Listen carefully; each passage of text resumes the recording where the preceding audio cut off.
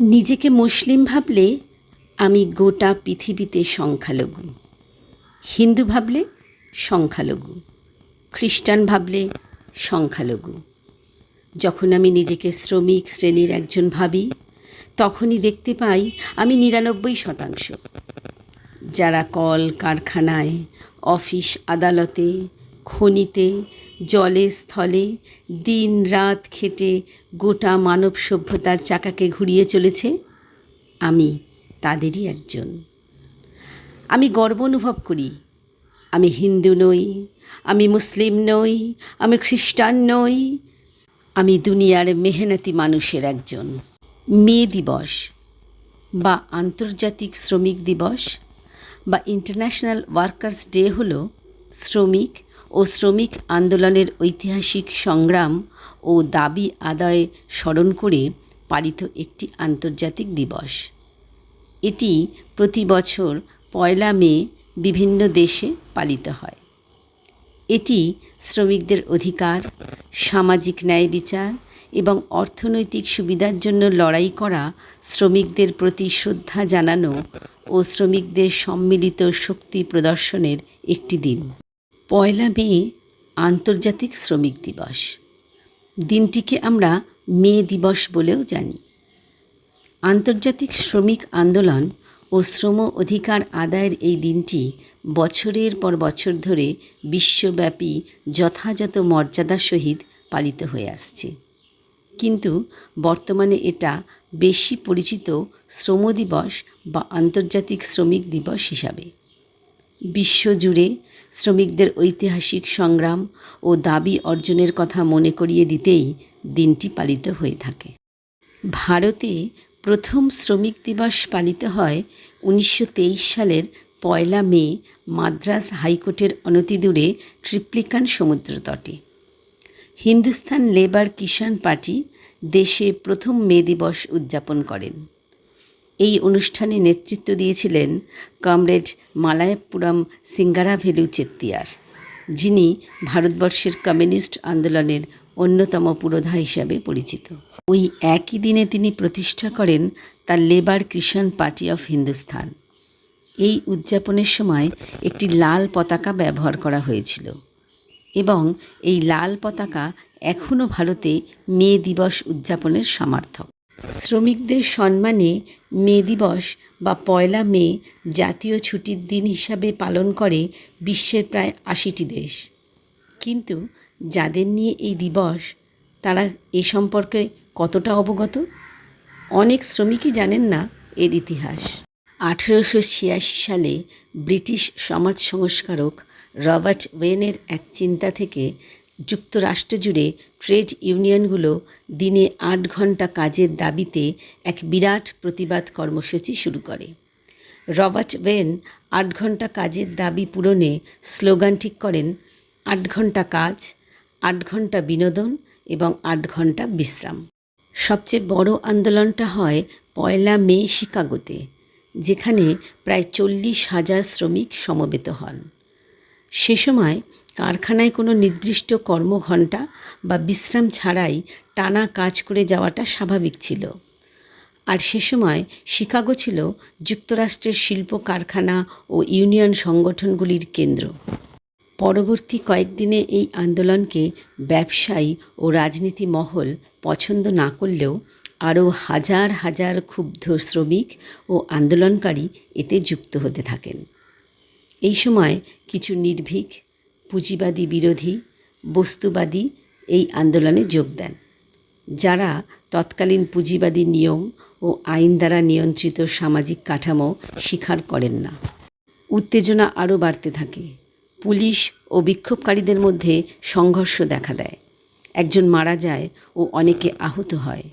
পুলিশি নিষ্ঠুরতায় ক্ষুব্ধ ও উত্তেজিত বিক্ষোভকারী এবং শ্রমিক নেতারা ৪ মে শিকাগোর বিখ্যাত হেমার্কেট স্কোয়ারে কর্মসূচির ডাক দেয়। এই সময় আজও পরিচয় জানতে না পারা এক ব্যক্তি পুলিশকে লক্ষ্য করে বোমা ছোড়েন।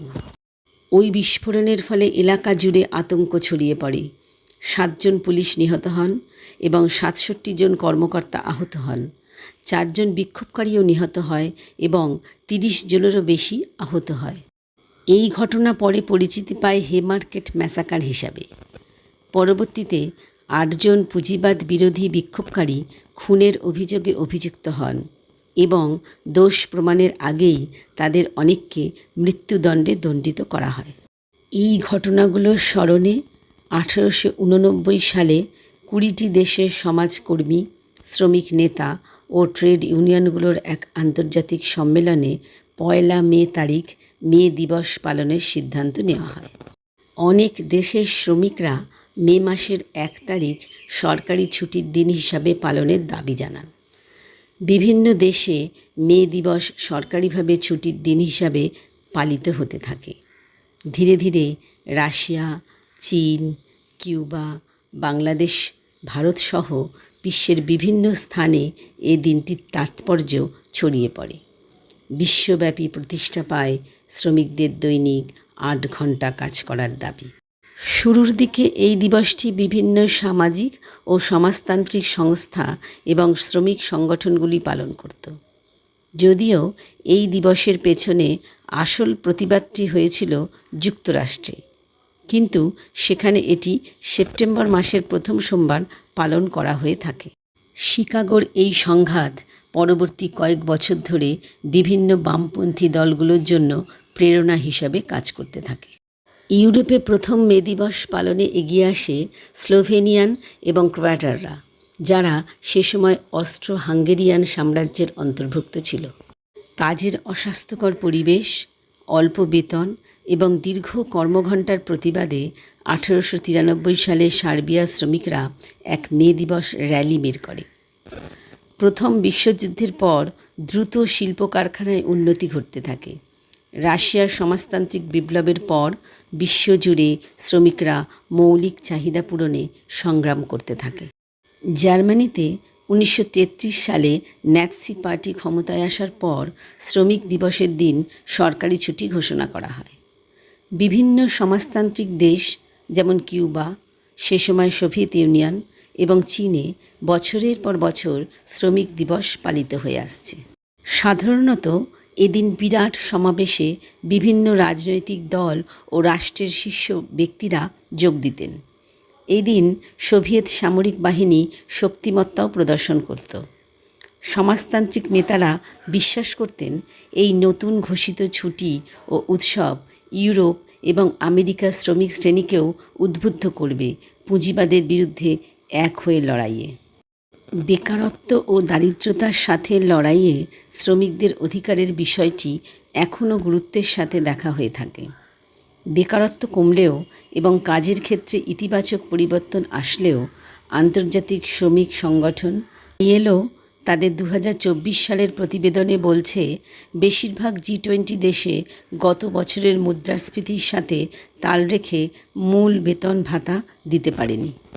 মে দিবস শ্রমিকদের অধিকার ও মর্যাদার কথা স্মরণ করায়। এই দিনে গোটা বিশ্ব একতা ও সংগ্রামের প্রতীককে সম্মান জানায়। কিন্তু প্রশ্ন হলো, আমরা কি সেই উদ্দেশ্যে সত্যি সার্থক? অনেক ক্ষেত্রেই দেখা যায় শ্রমিকরা এখনও ন্যায্য মজুরি পায় না, কর্মস্থলে নিরাপত্তার অভাব, শ্রম আইনের প্রয়োগ দুর্বল, সম্মান ও মানবিক পরিবেশে ঘাটতি রয়েছে। তাই বলতে গেলে মে দিবসের মূল উদ্দেশ্য আমরা পুরোপুরি অর্জন করতে পারিনি। তবে সচেতনতা বাড়ছে, সংগ্রাম চলছে। এই পথেই হয়তো একদিন সত্যিকারের সার্থকতা আসবে। শ্রমের মর্যাদা রক্ষা করেই সমাজের ন্যায় প্রতিষ্ঠা সম্ভব। অতএব মেহনতি মানুষের ন্যায্য অধিকারী হোক আমাদের অঙ্গীকার।